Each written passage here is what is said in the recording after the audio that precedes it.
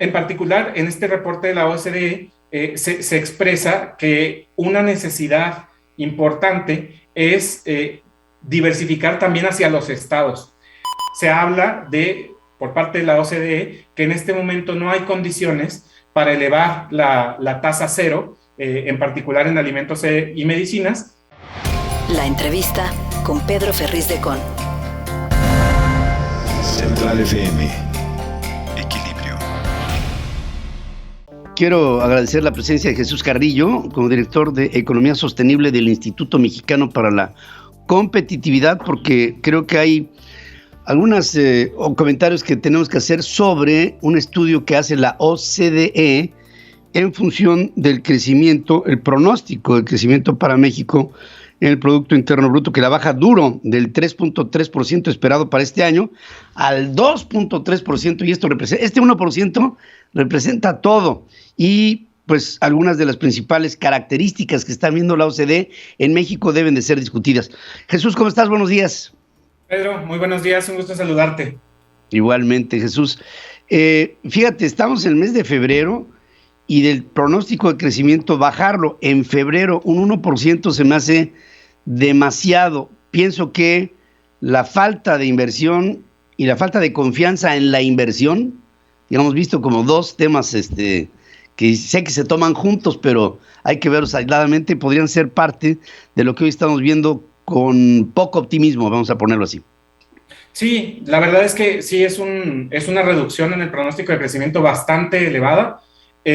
Las otras organizaciones internacionales bastante relevantes como la CEPAL, el Fondo Monetario Internacional o el Banco Mundial tienen pronósticos de crecimiento de 2.8 al 3% para este año. Entonces sí es bastante drástica la reducción. Como decías, efectivamente se debe principalmente a que hay un pronóstico de que la inversión no se va a recuperar, y por otro lado, pues estamos en un momento en el que la confianza, la certidumbre para los inversionistas está bastante disminuida. Creo que en particular por la iniciativa de reforma energética que está ahorita en el Congreso. Entonces, yo creo que tenemos un año difícil. Se supone que la economía exportadora sería el motor para este año. Esperemos que así sea. El año pasado efectivamente fue bastante importante la recuperación en ese sector, pero este año, pues, además de la volatilidad en los mercados internacionales que estamos observando ahorita mismo, ya lo comentabas antes a propósito del tema de Ucrania, Rusia, Estados Unidos, etcétera, también tenemos pues una inflación elevada en los Estados Unidos que probablemente haga, o bueno, ya sabemos que va a ocurrir un apretamiento de la política monetaria por parte de la Reserva Federal de Estados Unidos, y eso podría reducir el crecimiento de la demanda en ese país y por lo tanto nuestras exportaciones. Entonces, efectivamente es un momento bastante complicado para la economía. Desde el punto de vista de recaudación, ayer estábamos dando una noticia que la recuperación de empleos luego de la pandemia, la economía informal ha avanzado en el país un 11%, la informal. Y la recaudación en términos generales sobre el Producto Interno Bruto del país es una de las más bajas de la región, 16.3%.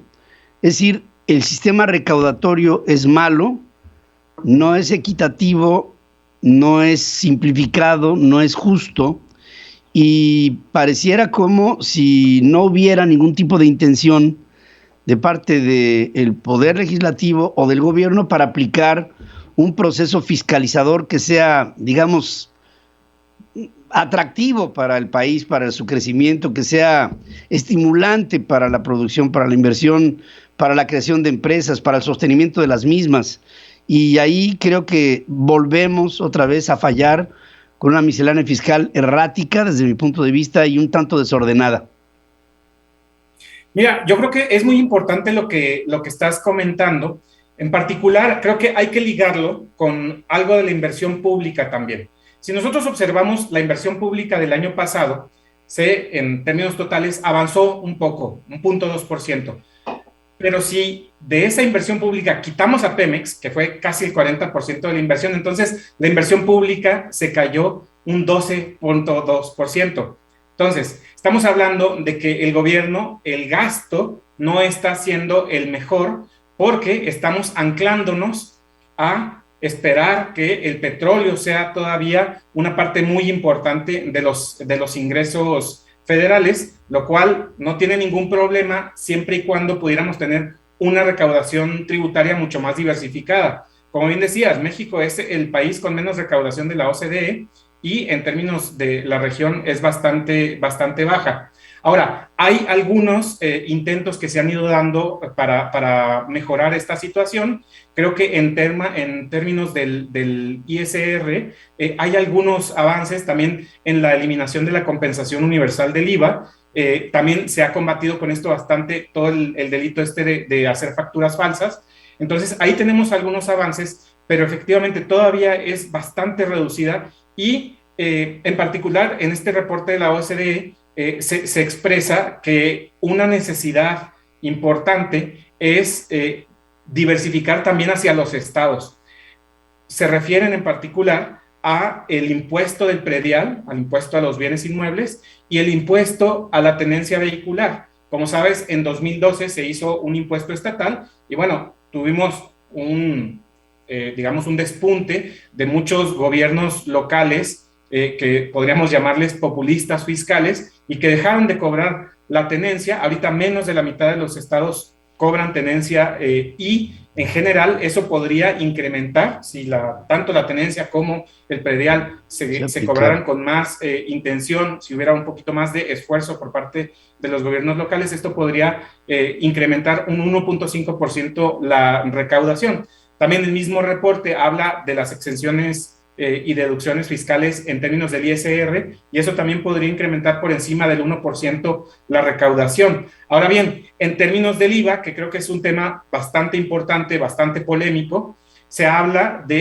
por parte de la OCDE, que en este momento no hay condiciones para elevar la tasa cero, en particular en alimentos y medicinas. Entonces dicen que, pues, y creo que es una buena apreciación, estamos en un momento en el que el consumo está muy debilitado, hay mucha pobreza laboral, ahorita tenemos más o menos 5 millones más de personas en pobreza laboral que antes de la pandemia, lo cual es sumamente grave. Entonces ahorita tasar con una tasa mayor a cero alimentos y bebidas podría ser muy, muy complicado, también las medicinas, porque esto podría generar muchísimo descontento social, además de que podría inhibir todavía más el consumo y con ello el crecimiento. Entonces, probablemente, y esto es lo que también menciona la OCDE, en un escenario de mediano plazo se podría incrementar. Ellos hablan del esquema que estableció Costa Rica hace un par de años, de poner un 1% de IVA a alimentos y medicinas. Entonces, bueno, creo que todavía falta mucho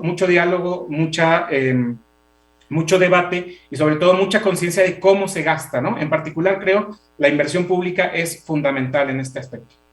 Sí, la productividad también es otro de los temas, Jesús, que no lo veo como una prioridad en la métrica de cómo está desempeñando la economía mexicana, y si le sumamos la pandemia, que todavía no hemos salido de la cuarta ola, que sigue habiendo esta idea de andar todavía con el cubrebocas, con confinamiento, con limitaciones, con un sistema un tanto ineficiente en términos de vacunación a nivel nacional.